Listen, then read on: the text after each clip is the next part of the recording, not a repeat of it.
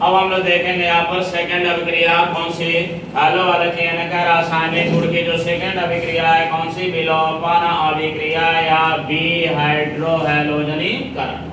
यह जो बी हाइड्रोहैलोजनीकरण अभिक्रिया है यह बोर्ड एग्जाम में बहुत पूछा गया, नाम से एकदम क्लियर है कि क्या होने वाला है, लेकिन हम लोग यहाँ समझेंगे क्या होने वाला है। तो मैंने कहा इस अभिक्रिया में क्या करेंगे, सबसे पहले हम हैलोअल्केन लेंगे। हैलोअल्केन के एग्जांपल हमने क्या ले लिया, क्लोरोअल्केन ले लिया, CH3 सिंगल बॉन्ड CH2,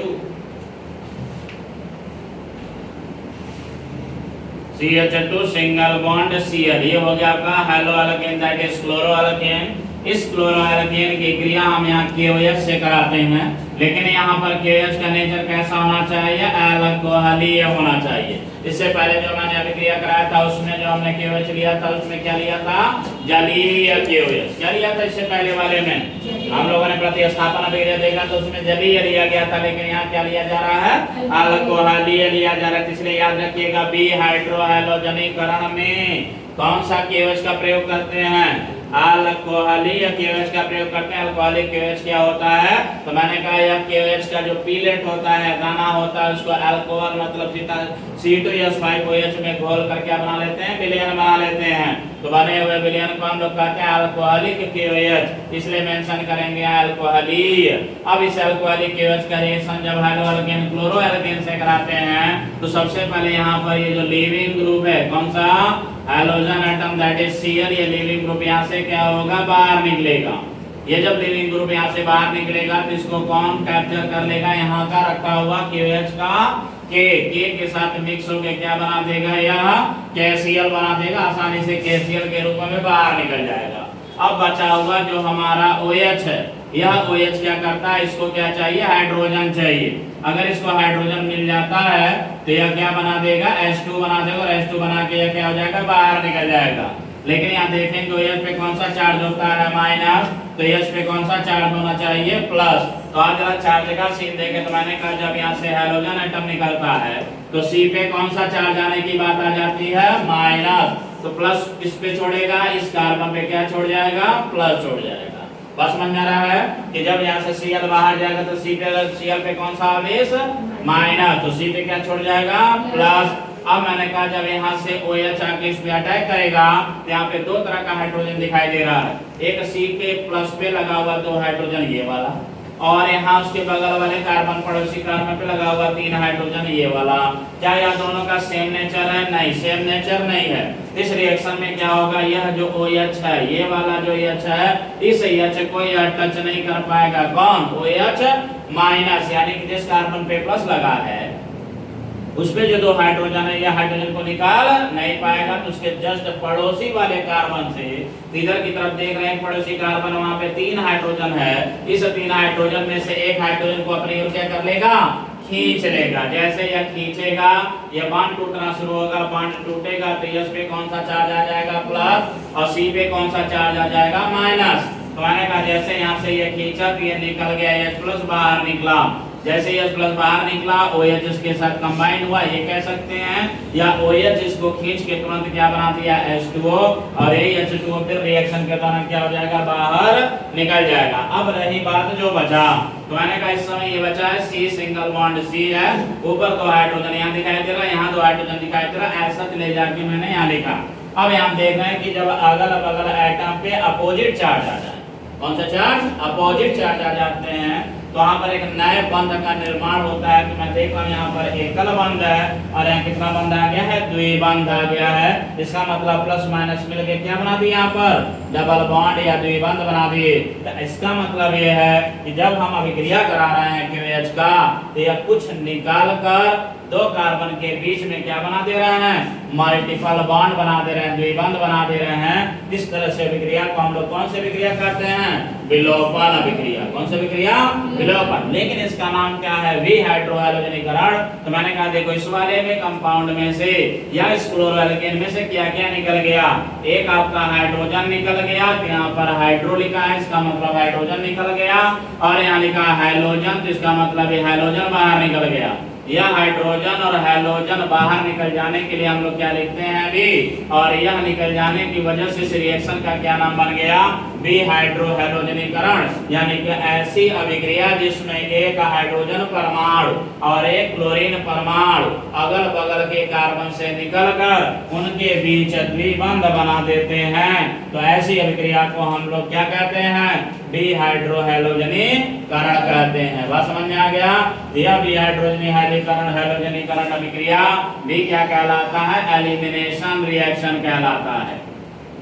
क्या कहलाता है, एलिमिनेशन रिएक्शन कहलाता है। इस एलिमिनेशन रिएक्शन का पहला लेटर क्या है, ई है, इसलिए अभिक्रिया भी कितने प्रकार की हो जाती है, दो प्रकार की होती है, E1 अभिक्रिया और E2 अभिक्रिया। बिल्कुल सेम है E1 और E2, जैसे यहाँ पर S1 SN1 और SN2 मैंने पहले वाले में कराया था, सेम उसी तरह से यहाँ पर E1 और E2 है। लेकिन क्या आपके एग्जाम में E1 E2 पूछेगा, नहीं, लेकिन यह वाली अभिक्रिया पूछेगा। E1 E2 का क्लास कहाँ पर है, फर्स्ट ईयर में ही हम लोग पढ़ चुके हैं। अब यहाँ पर E1 E2 के बारे में बात नहीं किया जाता, लेकिन जनरल आइडिया हम लोग ले लेते हैं। यही अभिक्रिया कितने प्रकार का हो जाएगा, दो प्रकार का, E1 और E2। लेकिन यहाँ पर मेन हमें क्या पढ़ना है, डिहाइड्रोहैलोजनीकरण। बोलो बात समझ में आ गया। ये रिएक्शन बहुत इंपॉर्टेंट है। ऐसा रिएक्शन जिसमें क्या निकल जाए, एक हाइड्रोजन निकल जाए और एक हैलोजन निकल जाए और उन दोनों के मध्य क्या बना दे, द्विबंध बना दे, तो ऐसी अभिक्रिया को क्या हम लोग कहते हैं, डिहाइड्रोहैलोजनीकरण कहते हैं। हाँ, मैंने कहा जब डिहाइड्रोहैलोजनीकरण अभिक्रिया हम पढ़ते हैं, इससे पहले वाले अभिक्रिया में मैंने देखा था CH3 सिंगल बॉन्ड CH2Cl। तो मैंने कहा यहाँ पर जब हम Cl बाहर निकाले, इसके बगल में केवल एक ही पड़ोसी कार्बन है, तो यहीं से बस हाइड्रोजन निकला, यहीं से बस निकला।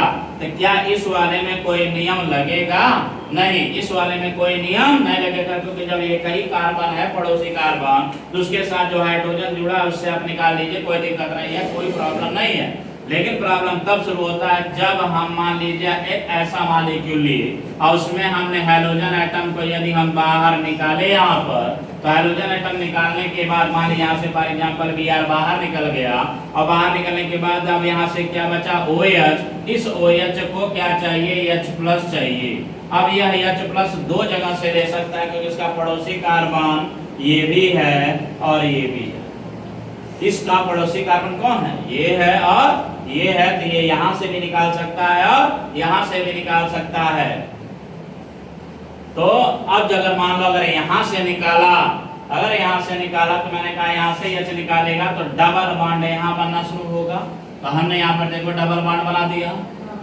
हाइड्रोजन यहाँ से निकला तो डबल बॉन्ड यहाँ बना।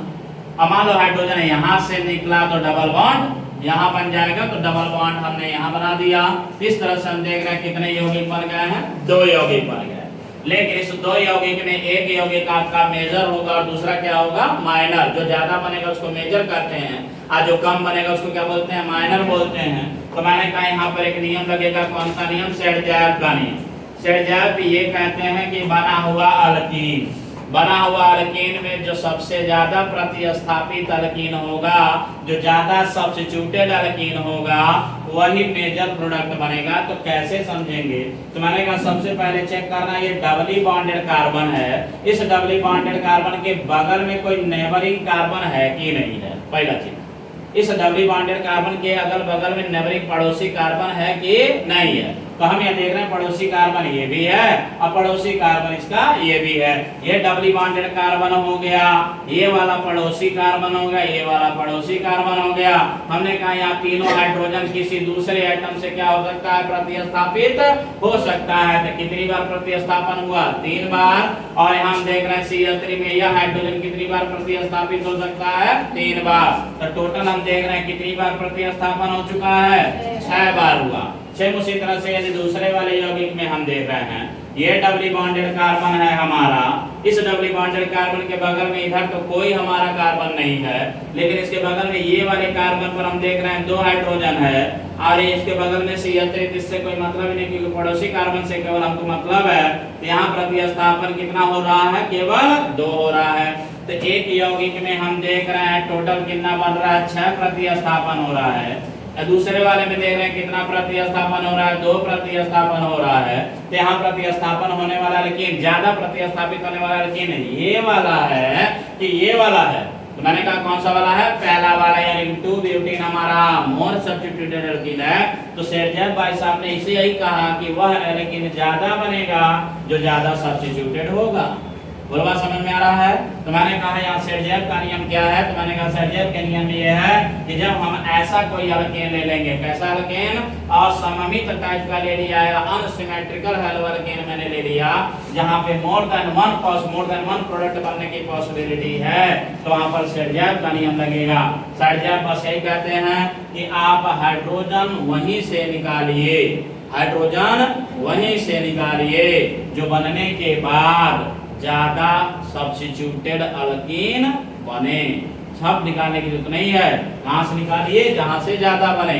तो यहां से निकालोगे तब ज्यादा सब्स्टिट्यूटेड होगा, कि यहां से निकालोगे तब ज्यादा सब्स्टिट्यूटेड होगा।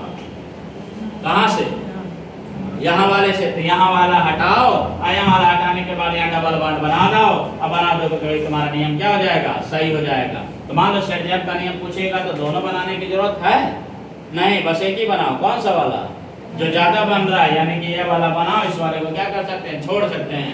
लेकिन अगर पूरी बात कहने कि हाँ क्या हो रहा है, मैकेनिज्म के साथ बताना तो बता सकते हैं कि हाँ ये बना, लेकिन नियम के तहत ये क्या है, सही है, और नियम के तहत वो क्या है, कम बनेगा। बात समझ में आ गया।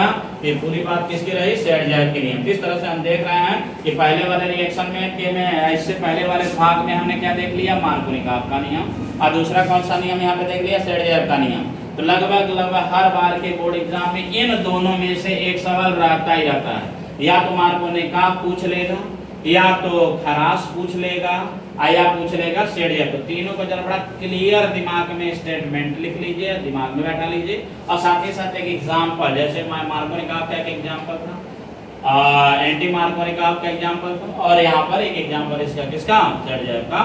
तो आज के लिए ये बात थी कि शेरजेफ का नियम समझ में आ गया कि नहीं आ गया। मार्कोनिकॉफ क्या बोला था कि हाइड्रोजन वहां जाएगा जहां हाइड्रोजन की संख्या